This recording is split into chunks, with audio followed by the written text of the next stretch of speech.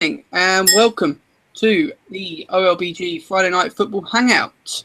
We are a little bit sparse tonight. It's just myself and Gio that are going to be taking you through all the weekend's action.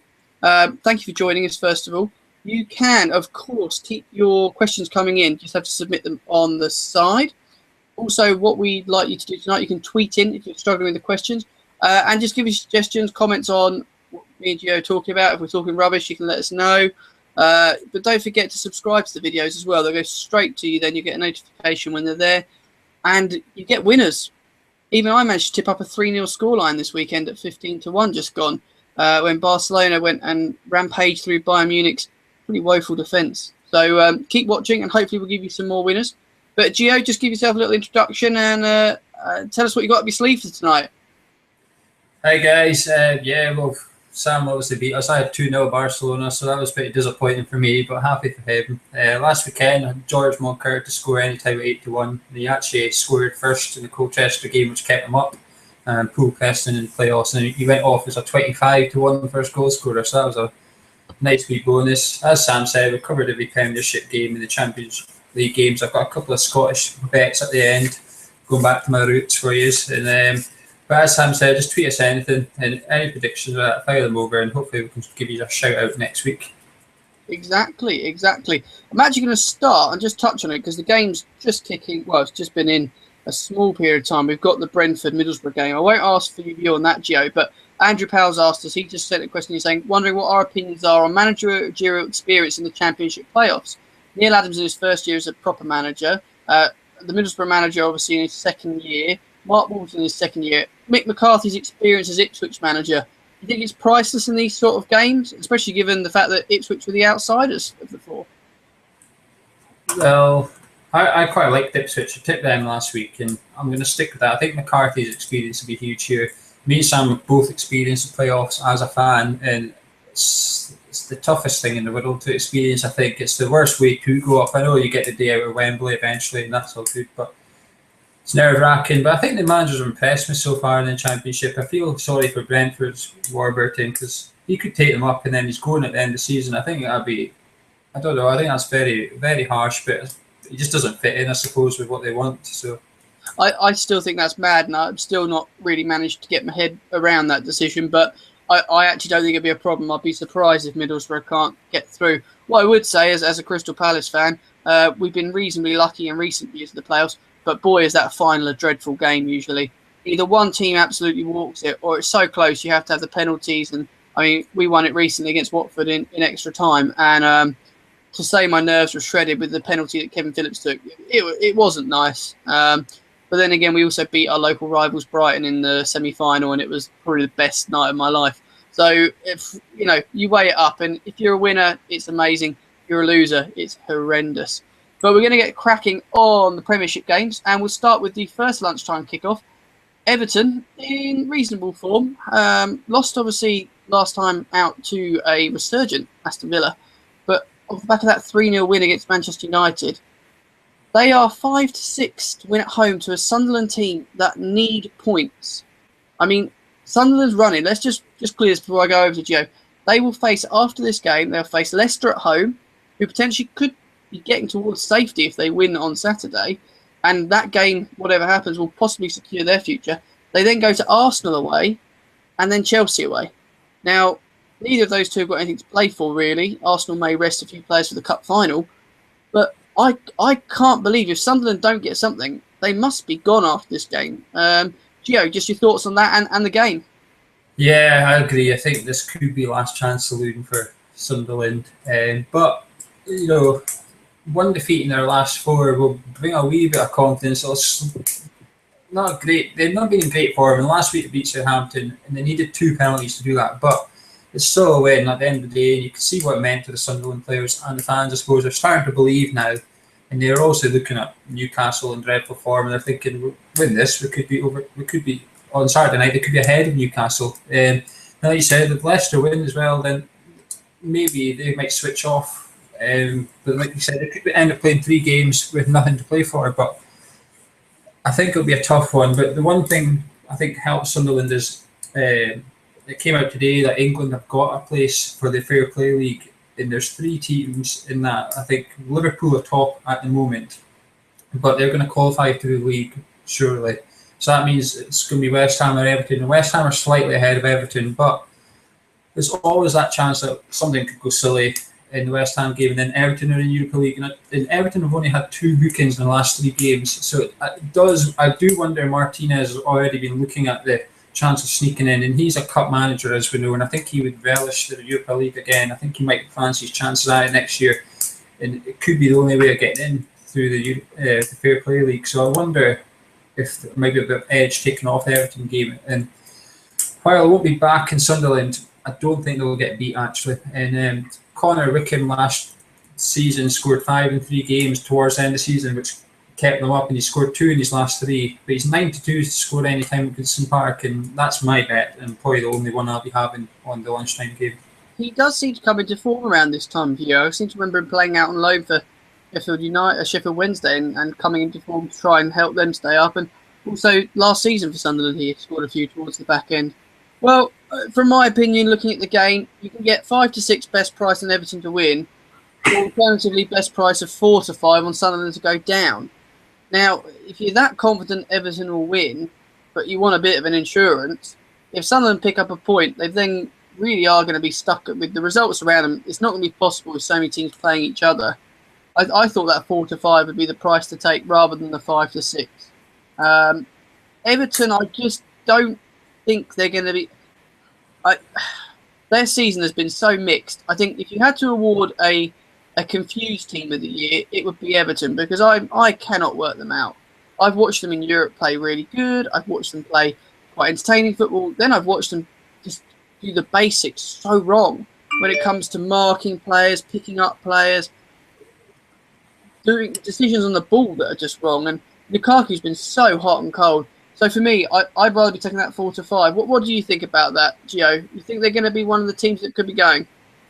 Yeah, it looks like it. I think the bottom 2 are gone. I think there's little to no vote for Burnley and QPR. I think everyone's ruled them out. But, there's about 4 or 5 teams that could still get relegated, but all relies on Sunderland.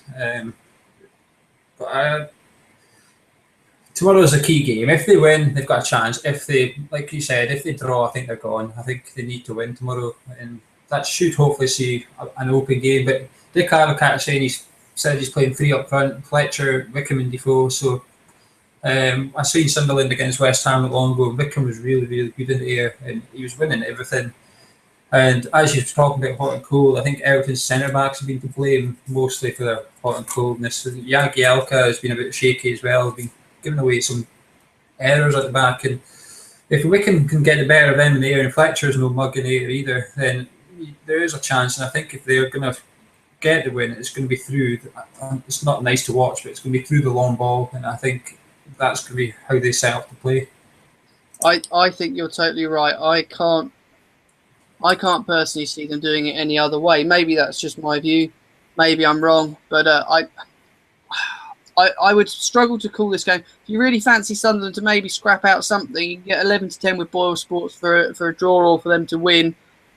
For me, it'd be a no bet, and I'd sooner have my pound on the 4 to 5 to go down. So I think we'll leave it there on that particular game and move on to another team that I think have got out of it, personally. I think they're just about all right.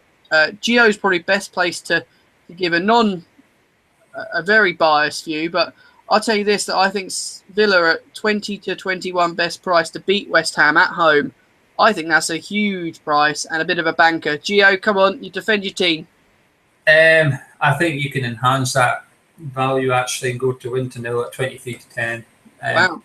I can't. We've just not been scoring. I mean, last weekend we played a 10-man in Burnley, and to be fair, Burnley were a better team until the sending off, which was one of the worst decisions I've seen this season. Is worrying that that's the referee for the FA Cup final, but never mind. But we had 22 shots in the second half, which is the record for this year for a team in the second half in the league, believe it or not. But we didn't look like scoring. Heaton made a couple of world-class saves, but against 10 men Burnley, we had 2 chances and the penalty as well. It's not good enough.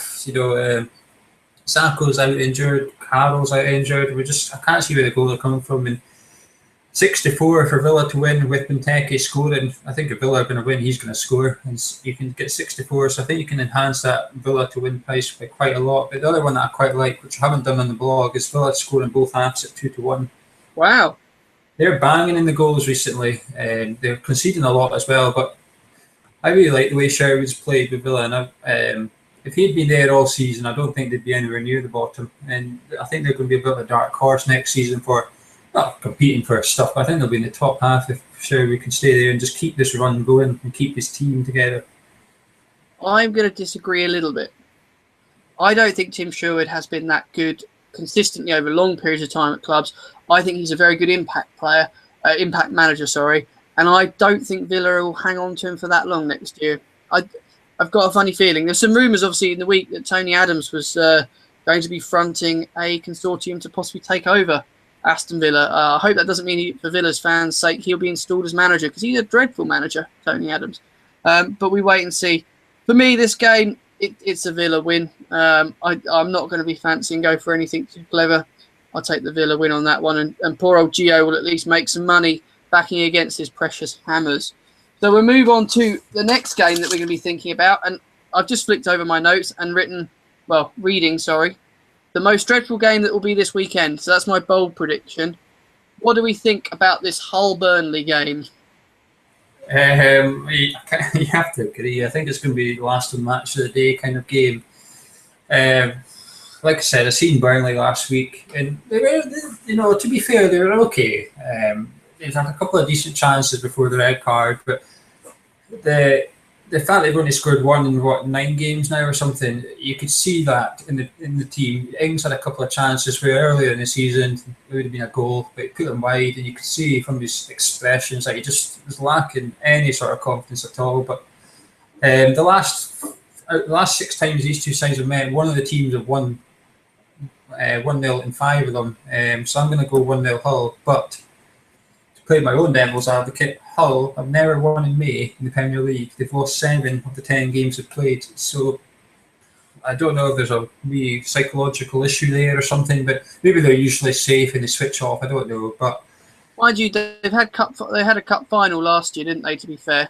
Yeah, but I think they'll sneak it. 19-20. It's a fair price on Hull to win, I suppose, but I feel sorry for Burnley, truth be told. They only spent, 6 million last summer. It's all they could afford to spend, and I hope they come back up next year. They'll be my championship team that I get behind next year, I think. I think Burnley, if they'd had anything like the budget that Leicester have spent, that QPR have thrown up in the air for the last couple of seasons, they would be fine. I mean, I don't know what the lack of goals is for. I've probably not watched enough of them. I've seen enough highlights, but you don't see the full. Let's be honest, how much have we seen on Burnley on TV? They've had about 3 games, I think. He's built them to be very resolute and keep within margins that mean they're not going to get completely hammered. My thinking is that Burnley just haven't created enough chances for the strikers and the ability they've got. They're not bad strikers, but they're not strikers like a Defoe that needs one chance and he'll put it away.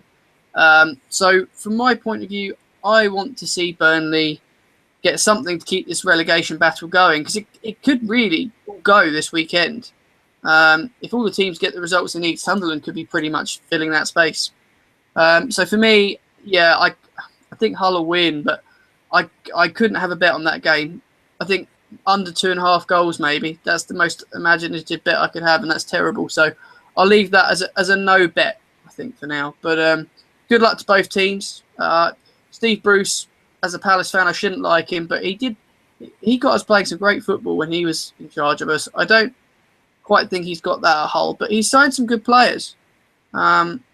He just isn't there yet, and I do worry that next year they could be a bit vulnerable if this chairman of theirs keeps trying to change names, won't commit to funding the club. And I wouldn't be surprised if they're in a relegation battle again next year, Gio. What do you think? Well, I think their biggest loss, though, was Mo Diame. When he left West Ham, so he went to go play for a top 6 side. I don't know what league he was speaking about. But he was really good at the start of the season until he got injured, because he was played where he wants to play, which is in the middle of the park. You know, I was absolutely disappointed not to see him, because I always thought he did okay at West Ham. He was played out on the wing and stuff. But next year, depends who comes up from the playoffs. I think I think there's maybe one or two clubs in that playoffs that I think would struggle. Even Bournemouth, I think, might struggle as well. I know they've got loads of money, but they can only spend so much because of the financial fair play. So it's all very well having a massive checkbook, but you're restricted into what you can spend, which...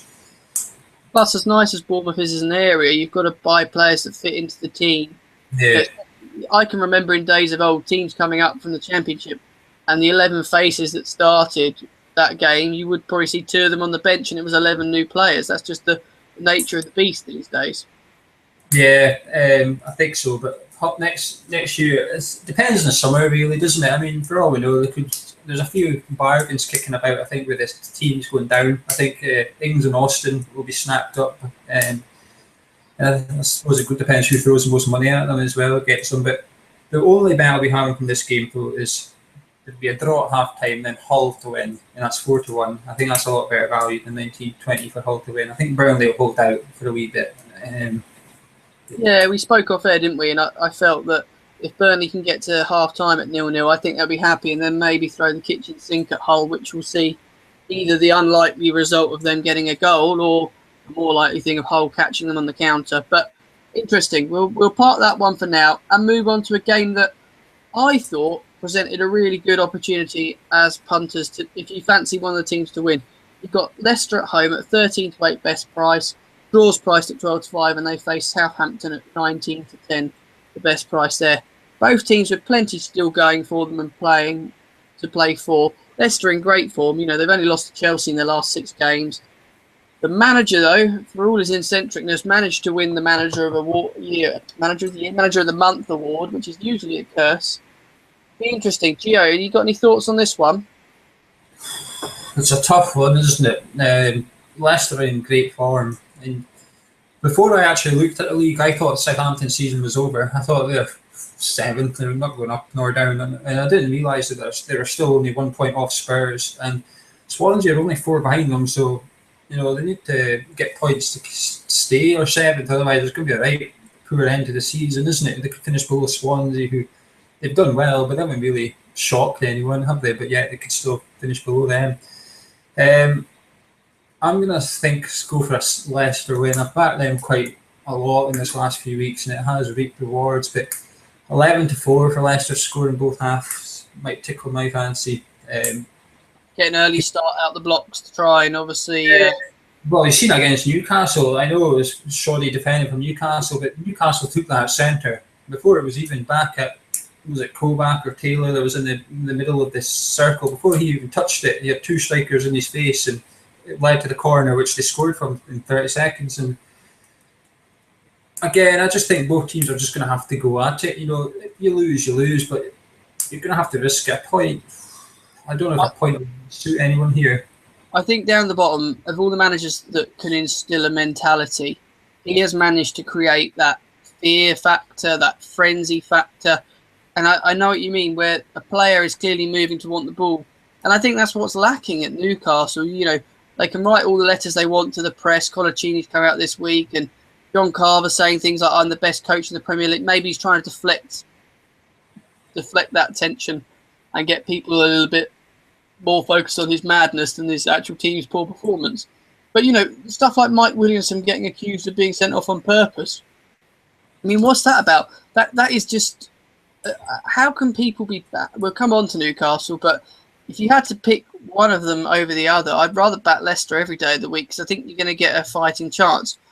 A little bit of a gem of a stat that I found out for this particular game, and it affects your first goal scorer bets, or if you like me, bit cheeky, nice each way first goal scorer bet. You could take Graziano Pelle, who's had quite a good season for Southampton, scoring, I think, 11 in the league. You will get 13-2 about him to score the first goal. He has only scored 1 goal away all season.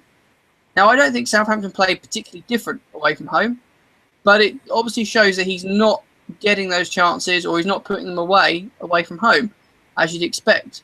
Whereas Leonardo Ulloa, who's a striker I actually really rate, he might be ex-Brighton, but he's certainly a good player, and has scored 8 of his 10 goals at home, and he's the same price, 13-2.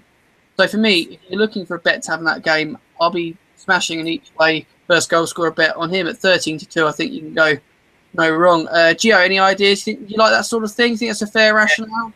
I do love a goal scorer bet myself, and I had him last weekend in my scorecast, but I didn't have 3-0, unfortunately. But Nugent's out as well, so I think that helps with your perspective in terms of he'll probably be the out and out striker along with Vardy, either side of him doing the chasing, if you like. But yeah, definitely that. But I think I could be wrong, so check this first. But I think Southampton, in 2 of the last 3 visits to Leicester, have lost 3-2 in 2 of the last 3 games. And for that score, 3-2 Leicester, it's 35-1. And I fancy goals in that game, and I do like a long shot just to keep me interested, if you like. So I think I might have a wee punt on that 35-1. It's a massive price. If you found that you were going in and the score was 2-1 at half time to either team, you'd probably be given start to be looking at, if you tend to go down the traditional route of bookmakers, you'd have the cash out offer, or on Betfair you could possibly start thinking about some laying. If you can get to 2-2 at any point in that game, as long as it's not the first 20 minutes, you'd be in with a fair shout. So that's certainly an angle to consider, and one I can see makes sense where you're going on that one. But just a quick word on Leicester. Yes or no, they're staying up?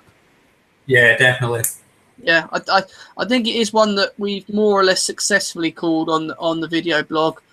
I think we weren't sure to start with, but they picked up that initial win and they've just racked up this sequence. And credit where credit's due, I thought they were dead and buried, and I thought the relegation battle would be over. I would like to see it go to the final day, but I don't think it will. And I think Leicester should be one of the teams pulling clear and could be going to an already doomed Sunderland team next week and really put the tin lid on it. We shall see. Their last game is QPR at home as well, so I think even if they are still in it, I think they'll be fine. I'd find it hard to not think they're going to find the required points at this stage. Even if they lose tomorrow, I don't think that's going to dent them too much. It wouldn't be beyond the realms of possibility to see a weakened side out. That was something that was muted for the Chelsea game. He obviously didn't, and he lost a couple of players to injury. But those games are going to be his bread and butter. There's enough chances on the table for me that they'll pick it up. But a word on Southampton, probably one of the teams of the season. Ronald Koeman, do you think he's up there for Manager of the Year?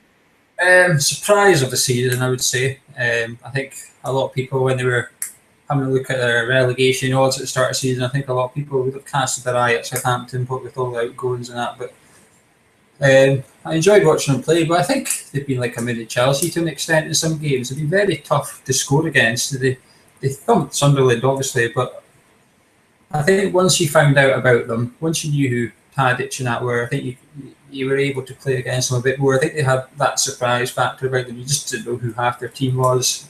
But I'll be very intrigued to see what they do in the summer, especially if Man U come in for Klein. Obviously, we'll cover Man U later on, but Klein's been heavily linked with Man U as well, and Jay Rodriguez, who we haven't seen this season, is still being linked with Spurs, and now Man City, probably to fill the English quota.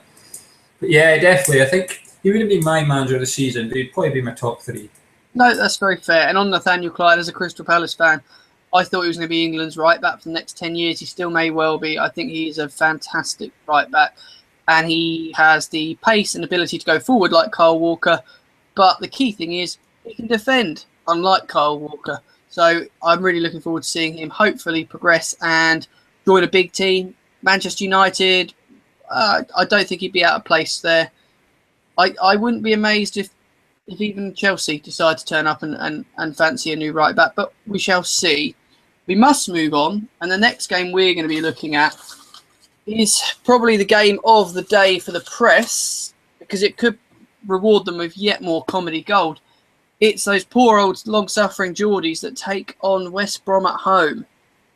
Now, Gio, you don't have to have a bet in this game, but how on earth is this going to go? It's one of those that could go any way. I think it all relies on Tony Pulis and how he sets up. Normally, my rule of thumb is if Pulis is away from home, you back the draw. That's my rule of thumb. You back the draw, no matter who they're playing. If they're playing a big team or a small team, I think he respects the point, if you like. But he doesn't need it. But 3 clean sheets in a row away from home against Man U, Palace and Liverpool is pretty good going, and he's coming up against the Newcastle who are not scoring at all.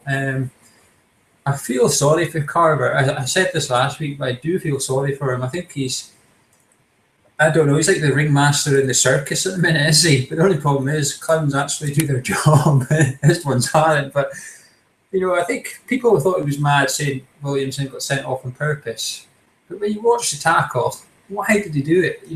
Like it was off the pitch. Beyond the realms of possibility.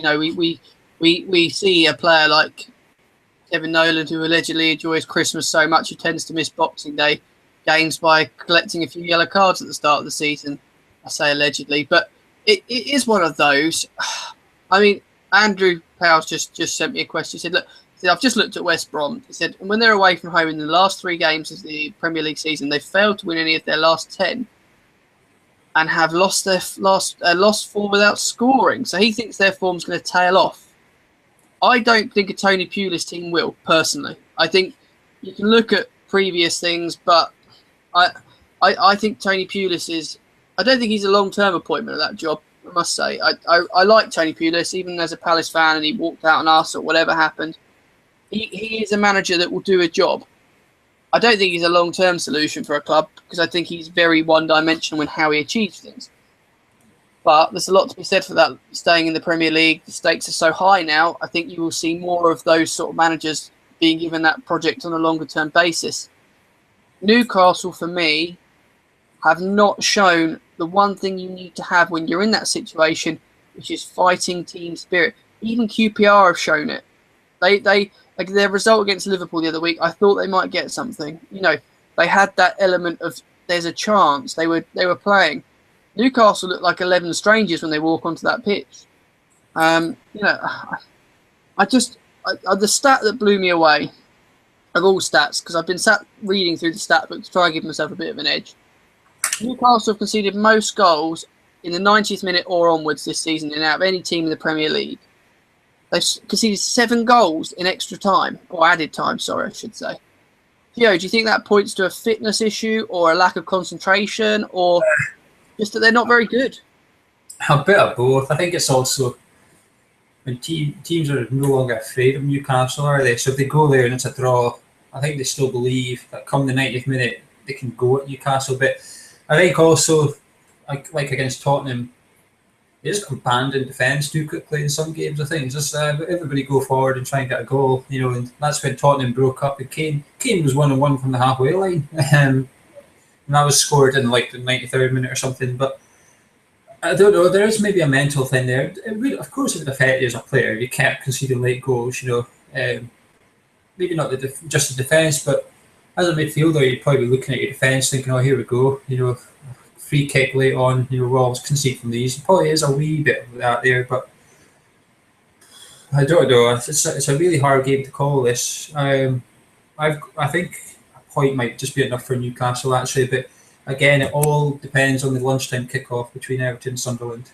If Sunderland lose, Newcastle know a point is probably enough. I think you could see something ridiculous here. If Newcastle go and get the win and Sunderland have lost in the early kick-off, I think Carver will be on the player's shoulders. I think it'll be the most bizarre thing you've ever seen for a manager that's been vilified and pulled pillar to post. I just think they'll be so happy.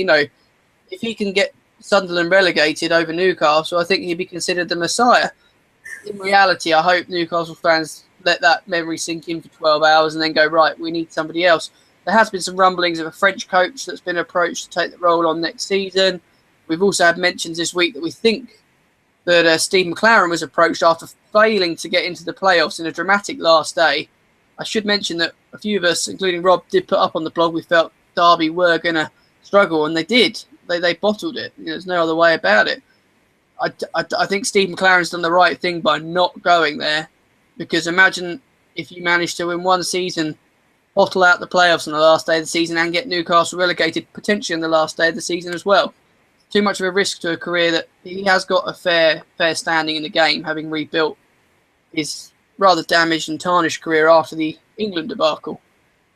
If I was a Newcastle fan, I'd take a point. I think that's what they're going to have to do. I believe they've still got Swansea to play at home. They can probably get a point there. I would just want to see them. They can't lose their heads. You don't want to see 2 red cards in a game from a team at this stage of the season. They're depleted as it is. Obviously, they've got Cisse coming back, which could make a difference for them. if he starts. I hope for the Premier League's sake Newcastle stay in it, but a big part of me thinks relegation might, like we said last time, sort them out. I don't know. I don't think they'll go down though. I think people have had their fun, and I'll tip a draw if I have to, but I won't be backing anything in it. What about yourself, Gio? Just conclude on that one. Yeah, I think it'll be a draw as well. I think Newcastle are fortunate with who they play in the last 3 games. I think they're very fortunate. And their last games against West Ham at home, like I was just saying, our season's gone. There's nothing to play for. And if they had to win that game, I right now I would fancy Newcastle to beat us. Even if they lost the next 2 games, I would still fancy them to beat us. I think they'll be fine, but it's going to be an interesting summer at St James's Park, that's for sure. Yeah, and 2 teams that I think will make some serious moves in the transfer market this summer, segueing nicely onto, is Stoke v Spurs. Now, I said to you before we started this, I didn't have too much of a view on this game, found it quite hard to call, but you're pretty convinced by one of these teams. I am. I think Stoke's season's done. I should hate Tottenham. As a West Ham fan, I should hate Tottenham, but there's something about them I've always liked. I've always appreciated the way they're run. They buy players in, sell them on for profit. Off the top of my head, I could not tell you last time a player left White Hart Lane for a lower fee than they bought them for, put it that way. Can't be many. I'm very jealous of how they're run compared to my own club over the years and other clubs around the country. But I think Spurs have got loads to play for still. I don't think they've given up on overtaking Liverpool. They've also got Southampton as well. They're right below them. But I've gone for 2-1. Tottenham is the most popular scoreline with Tottenham over the season, and it's 10-1, which is a big price. But the one thing that I like is Stoke have actually conceded the most goals by set pieces in the league, which surprised me because they're usually pretty good at set pieces, and they've actually conceded the most goals by set pieces. I think, or should I say, the most proportion of their goals they've conceded, if you like, has been by set pieces, 43%. And Eriksen has a lovely free kick on him, so it's 13-2 for Eriksen to score any time and Spurs to win the game, and that's my bet. But I don't know, Stoke, they're just that horrible team to back or go against, are they? They just, they drew. I mean, it's reflected in the app because I didn't have too much of a view, so I ventured to the app to have a look, see what the OLBG members are saying, and we've got 9 tips at the moment for Spurs, 10 for the draw.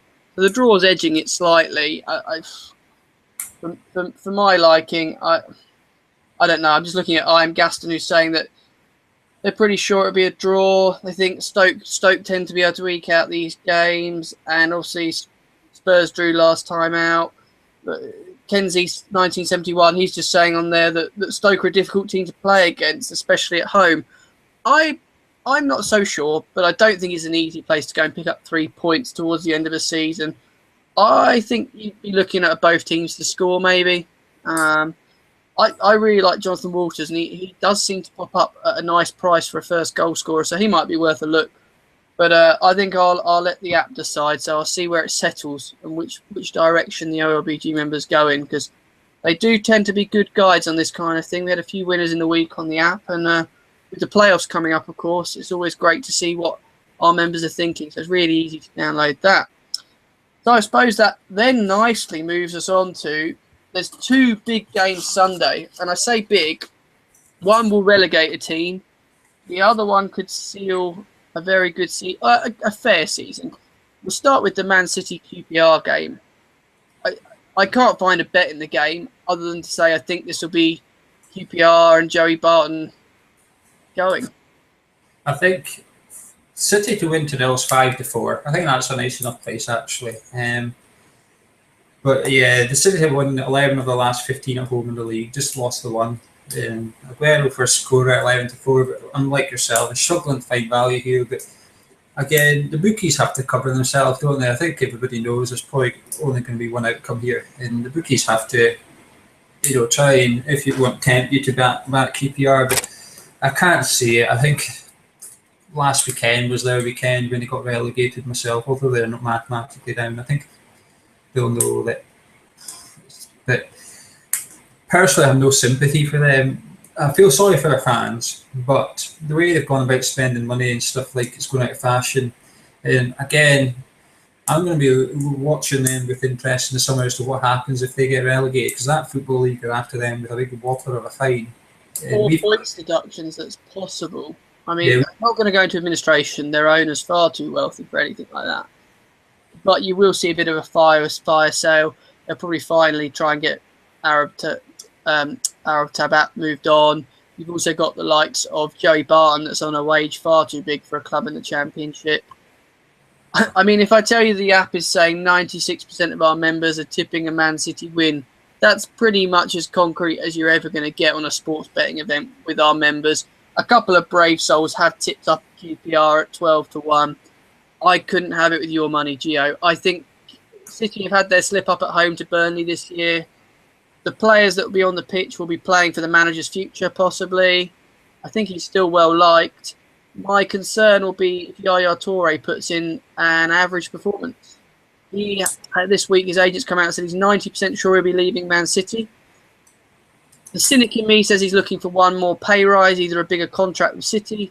I wrote a piece for our Google Plus page which suggested it's Inter or Paris Saint-Germain for him now. He won't be going back to Spain. I don't think he would return to Barcelona. Madrid won't have him. No one else has got the money to pay his wages. Italy would suit his game now. I think he could play 5 years in Italy, and I think he'd be okay. Paris Saint-Germain makes sense because they've got the money. What's your view on Yaya Toure? A bit of a fallen hero for City this year. Yeah, I think so. He's been one of the best ever players to grace the Premier League, I think. When he was at his peak, I think he was unstoppable, and I think he was one of the reasons they've had success the way they've had with the money.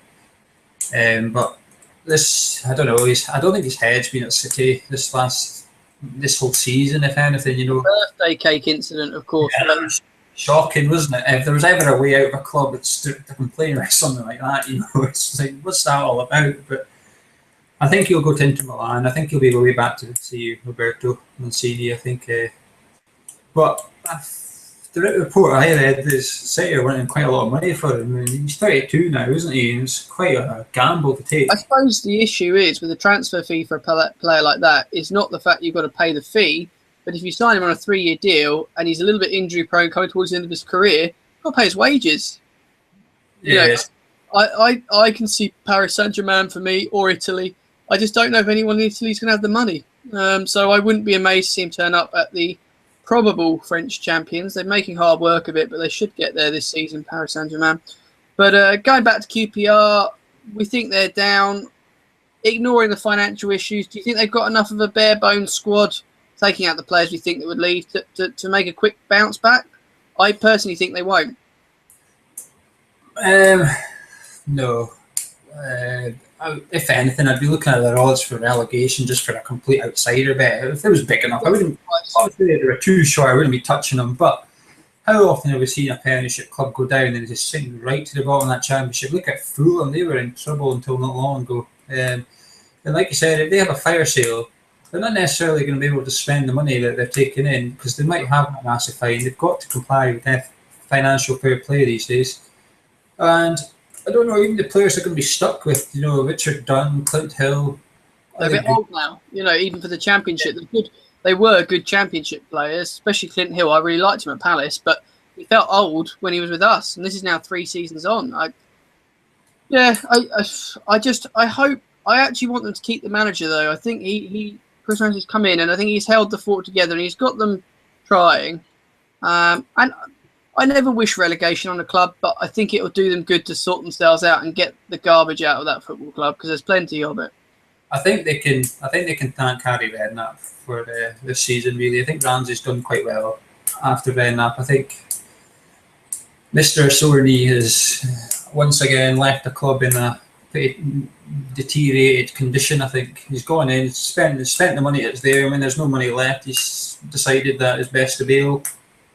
Yep, you can see the previous case studies of that at Portsmouth and at Southampton. It's only thanks to Daniel Levy, he probably didn't manage to break Spurs' bank balance. But we must move on to a game we've missed out actually for Saturday tea time, and I've obviously missed it because I'm so fearful as a Palace fan. Crystal Palace versus Man United. Interesting. Palace are 18-5. The draw you'd be looking at is 27-10, and United are just a shades of odds on to take the win. Gio, what's the angle on this one then? I'm marking a Palace win here. Wow. I think I won't be taking them to win the game, but I'll be taking them plus 4 teams to score at 8-1. I think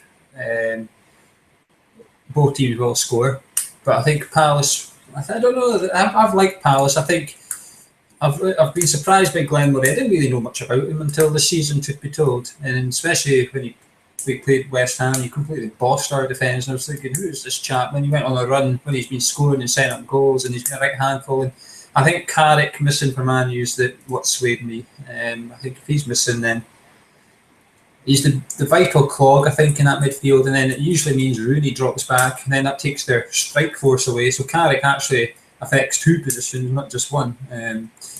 I think Palace are a good value for this one, actually. I would not be amazed to see us win. I don't think we will. United have kept 4 clean sheets in their previous visits, and they've never lost in the league at home away to Palace, which is quite an interesting stat. Plenty of history between the 2 clubs. A lot of you that are slightly older remember Eric Cantona deciding to put his size 9 boots into one of our rather less desirable supporters' chests, which resulted in a huge ban for him, and then coming back to score and win the league for United, which was quite an eventful season in the Premier League. As for the actual game coming up, Wilfried Zaha, a couple of people tweeted me before this and said, oh, he's going to be really up for this game. I agree, and I went and had a little look at his first goal scorer odds. It's 14-1 best priced. Zaha was pretty dynamic in the Championship. He's just about had a recovery season this year. He's not scoring goals for fun, but he's not playing to do that.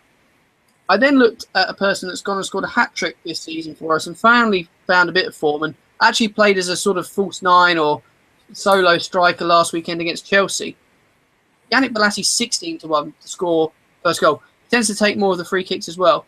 If you're looking for a Palace first goal scorer bet, Murray, if he starts, should be a good price, but I can't put people off Bolasie at 16-1.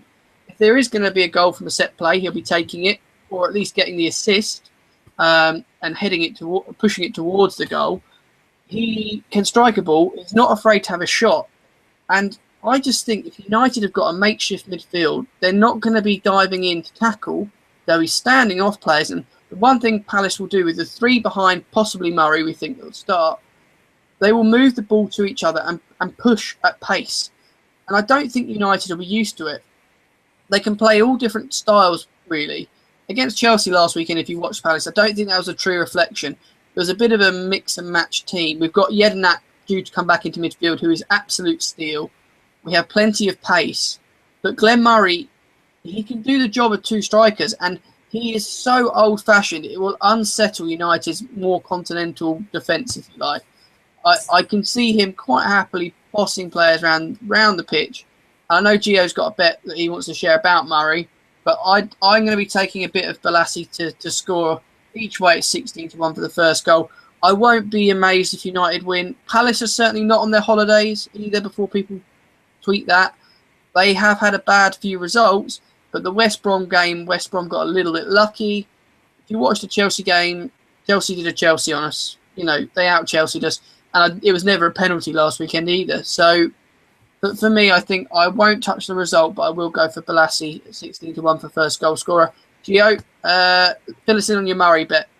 Yeah, 15-4 at any time. I think it's great value for a striker of the home team to score just at any time. It could end up getting thumped 5-1. As long as he scores, you're in the money. But it's those kind of bets that I like that continues throughout the game, no matter what's happening, you know. But like you said, he's strong in the air. He is really strong, but he's got the determination to get to the ball. And there was the Sunderland game when Palace thumped Sunderland. He was crucial in all 3 goals, but it's just his anticipation and movement that impressed me. When his goal, he flicked it on, he waited for the pass, he didn't get it, so he made his run to the back post, and the ball came in, he was there, and no one was picking him up because he ran from like 25 yards off. But the thing that I like about Palace also is Scott Dan is, I could be wrong, but I think he's won the most aerial duels in the league, and I think Pardew's savvy enough to stick him on Fellaini. As soon as Fellaini's in the box, I think Scott Dan will be up against him. And I think he could keep him quiet. I do like Scott Dan this year. If Scott Dan was playing in Arsenal's back four, he'd be an England regular. I will, on the strength of his form this season, I will come out and say it. Roy Hodgson, I like him and I don't like him on several different things, but he's missing a trick. Scott Dan, when you've got players that play, a bit like Jagielka, they play for the lesser teams, they get to defend a lot more. He has to be switched on for 90 minutes. And our record defensively this season hasn't been bad at all. There can't be many games we lost by more than one goal. And he is a good, strong, classic defender. And I never rated him, even when we signed him. But, boy, has he changed my opinion. And we probably need to get another Scott down in the team next to him. But I think if he stays, he'd be a cool cog next season in our aim to probably go for a top 12 finish, I suppose, will probably be the target next season. But when it comes to the app, actually, I was a little bit interested. It's still quite early for the Saturday tea time game. But Man United were getting heavily backed by the members, so they're going against Gio and I. So it's either going to be a case of OLBG being right, or us being right, or both of us being wrong, and it'll be a draw. I don't think it'll be a draw. It'll be an interesting game. And no one sit there and say, you won't see a Palace team that aren't up for this. 5:30 kickoff. The ground it's been a sellout for weeks. They're going to be up for winning this. So I've got my fingers crossed, but I'll be going for my Balassi bet, and we already know what Gio's going for. So the final game I want to talk about in the Premier League, Gio, we both agree on this. There's a mistake here, isn't there? Yeah. Is that 11-10 for Chelsea to win? Yep, correct. I was dreading it then if you're going to say Liverpool were value or something mad like that. But no, I'm glad that our like-minded minds have thought alike. Why are Chelsea odds against at home? I don't know. Liverpool have scored 1 goal in the last 3 away games in the league as well. And Sam will tell you what Mourinho's record is against Liverpool, but Liverpool have also lost 5 of their 7 games against the top 4 this season. So, and Sam, what's Mourinho's record? He has only lost once in the league to Liverpool out of 9 attempts. So he's got an 8-1 record. And I suspect that Liverpool team is a lot better than the Liverpool team that is being put out at the moment. I think they're a mess. I think Brendan Rodgers has lost it a little bit. Raheem Sterling's contract's still not been resolved. They've got to give Chelsea a guard of honour as they come out. There's absolutely no way people will say to me, oh, Chelsea are going to slacken off because they won't be up for it. They've won the title now. Are people forgetting that Chelsea v Liverpool is a huge game to Chelsea fans? It's probably their biggest rivalry of modern times. You only have to look at the way Rafa Benitez got treated when he did a good job at Chelsea to realise that Chelsea fans, this is huge. And the players are a bit more friendly. You know, Terry and Drogba both played in Gerrard's charity game, but they will want to win this game. My concern does lie around Chelsea's firepower. You know, but the one thing Liverpool can't do is defend. So, if anything, I'm not that bothered. And Hazard will pop up and get a goal. Or the man that would love to score in this game is going to be Drogba. He hasn't been getting many. He's probably finished as a striker after this season at Chelsea. He may go to the States. He may go to China again. He may go to Turkey. But I think realistically he is done. And I think you'll see Chelsea buy another striker in the transfer window because the hamstrings on Costa need replacing. If he was a car, you'd have that problem that you go back to the garage with time after time and you sell the car because you get so fed up with it. You know what I mean, Gio, with him? I think he's class, but if you can't keep him fit, Loic Remy's a good substitute or good sort of backup, but he's not a Chelsea player. He's not a target man, is he? I think that's what Mourinho likes. He likes a big guy up front who can hold the ball up, and he's a counter-attacking team to an extent, but he likes that defender who's going to be a nuisance as well. And interestingly, I think I heard the best summer transfer rumour, and we will try in the summer, we'll be producing different anti-post views or international game previews as well, so you can look forward to those. We're not going to peddle transfer rubbish, okay? I'm going to put that out there now. OLBG here, our Hangouts are not going to be about that. The worst rumour I've heard already this season, I just want to see Gio's face. Ricky Lambert to go to Chelsea in the summer. I've seen that. I didn't even bother reading the article. I mean, that is going thin air player Chelsea. That is just it's so unfounded. It's unreal. And no, but who knows? If Ricky Lambert comes off the bench to score the winner, Mourinho might decide he's signing him up. But we both think that this Chelsea team are, I wouldn't say infallible, but at 11 to 10, they've got to be worth it, a go at the price. Definitely. I mean, Mourinho's only lost one league game at home with Chelsea ever. So why people think Liverpool are going to rock up and walk away with 3 points, I don't know. But I wouldn't go as far as saying they're in a mess, but I think there's definitely something going on at Liverpool that's not quite right. I don't know. I think it might circle around the Steven Gerrard not getting played thing. I think Gerrard might have a bigger influence over the dressing room than Rodgers, which would be understandable. He's a legend. He's the captain. When you come into the team, he's probably the first guy you look at and you think, oh, there might be a bit of a lot. More in awe of Steven Gerrard than you would be of the manager. Let's be honest. Yeah, and I don't think Gerrard's all that happy with Rodgers, and so I don't know if there's something around that. It's disastrous, hasn't it? As a goodbye goes, Steven Gerrard's not had much luck. I'll wait for the autobiography, which will be inevitable. As soon as Gerrard's off to America, there'll be an autobiography, and I think it'll reveal something that's not quite right at Liverpool. I just wonder, the transfers, Brendan Rodgers will see out this season. I can't imagine him going or getting sacked. But it must be tempting for the Liverpool board when there's a man like Jurgen Klopp on the market who would be able to attract some very talented players to the club. I'm not saying Brendan Rodgers can't, but if you look at who Manchester United have confirmed as signing this week, rumours were that Rodgers had met him and there was a bit of an agreement in principle, which he's reneged on or chosen Manchester United over them. Now, I think most players, to be honest, would. Still, Manchester United are a global brand. Liverpool, whilst have a global reach, I don't think they've been there the last 10 years like United.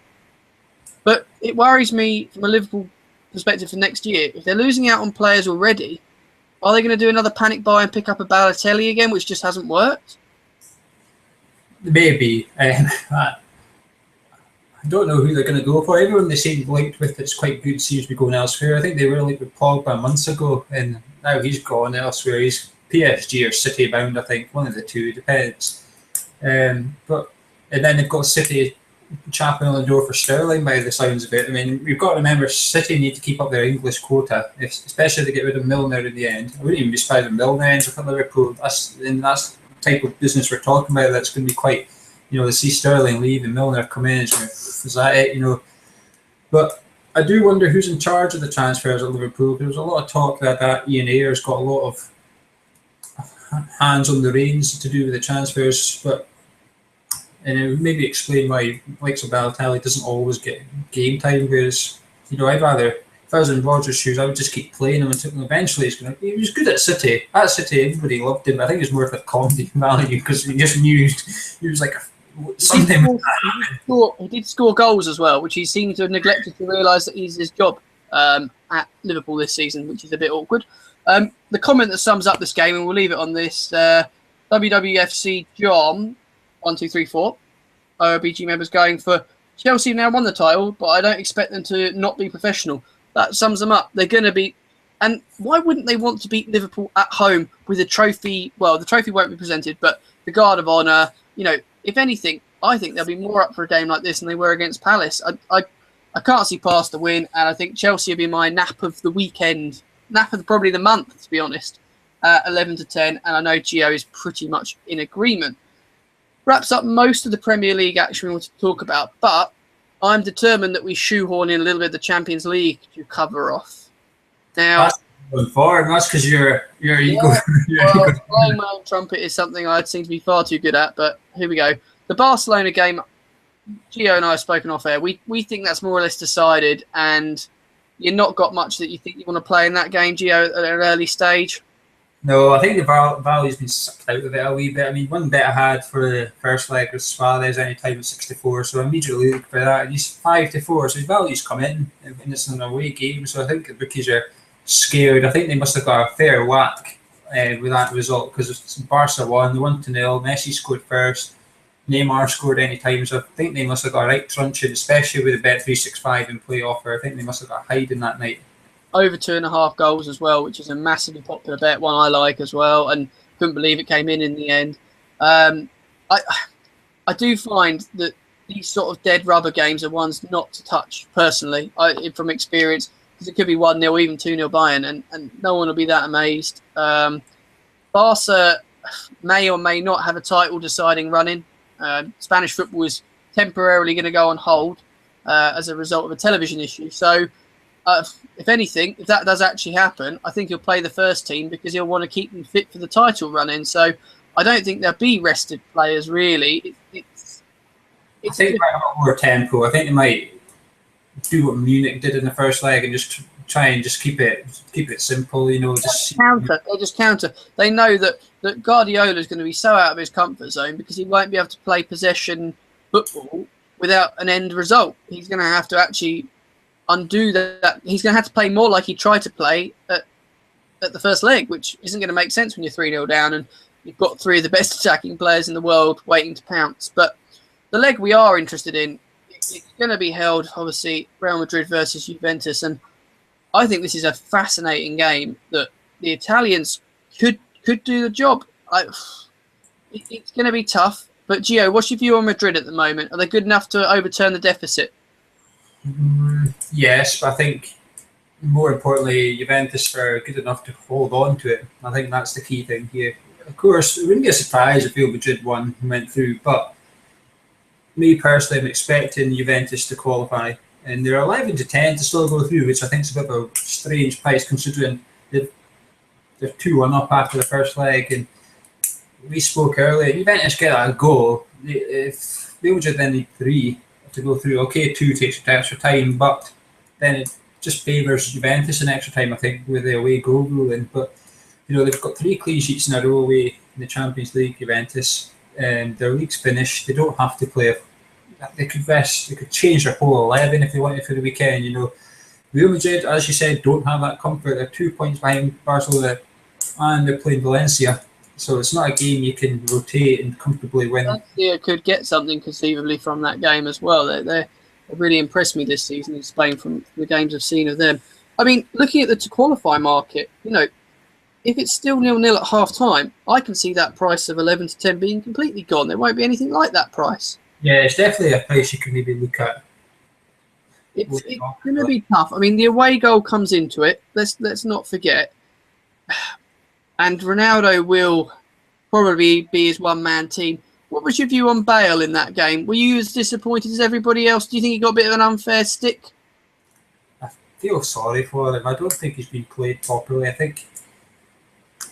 I don't know. I mean, I think when he was at Tottenham, I think he was the main man. Everything went through him. They got the ball to him as much as they could.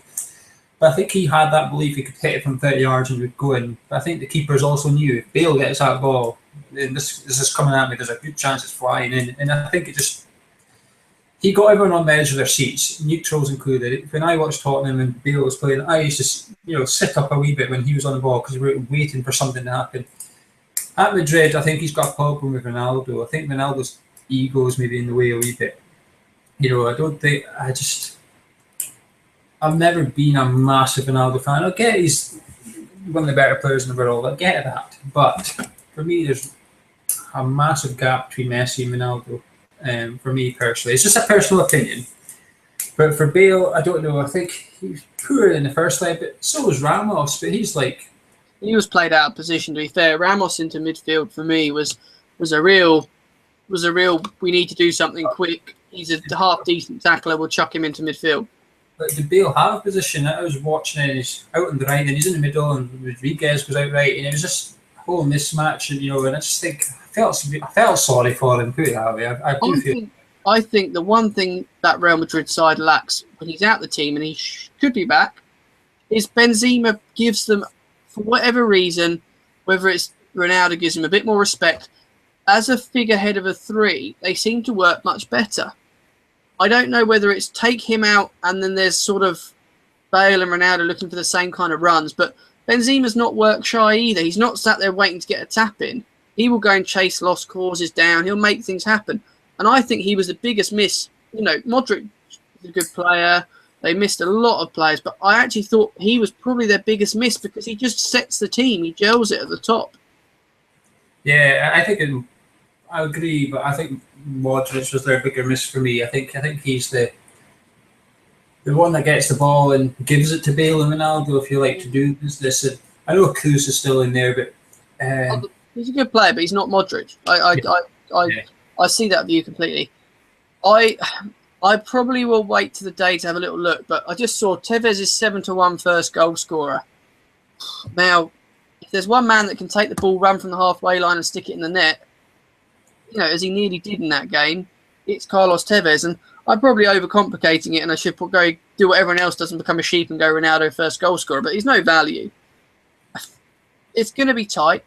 I will probably go with, I'm going to share your optimism that it's not going to be the final we all want, and Juve go through.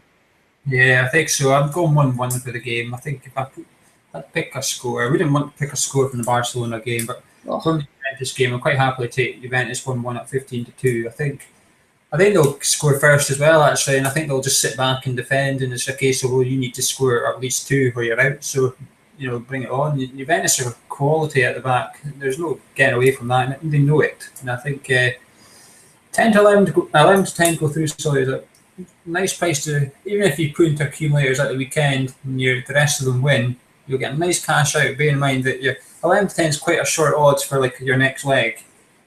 Listen, I don't have a problem with that. Right, we better start thinking about finishing up. I had a tweet in from Bakes Mike who wants to know what our best bets for the weekend are. So I will go over to you, Gio, because I'm sure you've got something a little bit more Scottish shaped that we might want to know about, or just pick out a couple of your Prem bets that you really fancy. There's a few in Scotland I like the look of. If you're watching the game on Sunday, if you don't want to watch Man City game, you can watch Aberdeen Celtic, which I was hoping was going to be a nice crunchy game. But Celtic's won the league, Aberdeen are finished second, but I'm thinking that might tilt the favour in Aberdeen's favour, because their under 20s won the league midweek. 2,000 turned up, which is quite good for an under 20s game. They had their awards last night. It was quite good atmosphere. But Russell Anderson, the captain's retiring, so I think there's going to be a wee bit of an emotional aspect to it. It's not their last home game this season, I have to add, but it might as well be, let's be honest, in that league. Come to town, it's a massive atmosphere at Todgy. I think it wouldn't be still there, but Adam Rooney's been on fire, running away with the top goal scorer award. 8-1 to score first in the game at home, I think, is a massive price, and he's well worth a look. But there's a few other games, but the one that you probably never heard of Bora Rangers? No. They're top of the Highland League, right? Oh, okay, so I'm going to need to find a Scottish bookie for this, am I? I think Bet365 have them, because it's a play-off to get into League 2. Right. They're playing bottom, which was Montrose. It's the first leg. Bora Rangers went unbeaten in the league, 34 games. They won 30. They only conceded 13 goals. They scored 134. 121 goal difference. They're going to be confident. The price, 11 to 8.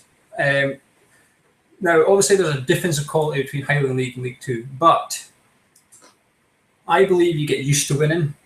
I believe it becomes a habit. So confident, though, when you think about it. And I'm right in thinking that style of almost Italian playoff is still quite common towards the bottom of the Scottish football pyramid. Yeah. A shame. Montrose are leaky.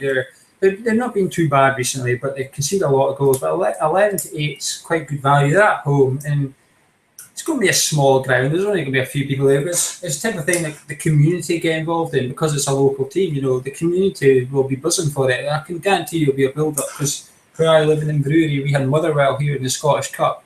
And for about a month, you couldn't get moved for flags down the street and everything, just because Motherwell were coming to town, and we got thumped. But it was just the occasion, and I think that's going to happen there. But that'll probably be my nap of the weekend, actually. 11 to 8 for Bora Rangers. Right, well, we shall keep our eyes peeled on the Vidi printer, because that'll probably be the only way to keep up with that game. Oh. And anything you want to pick out from the Prem at all as your nap of the weekend? Oh, Aston Villa. Oh dear. Yeah, I'm going against West Ham, because there's one team in the league this weekend that probably won't score. It's my own one. I think everyone else has got something to play for.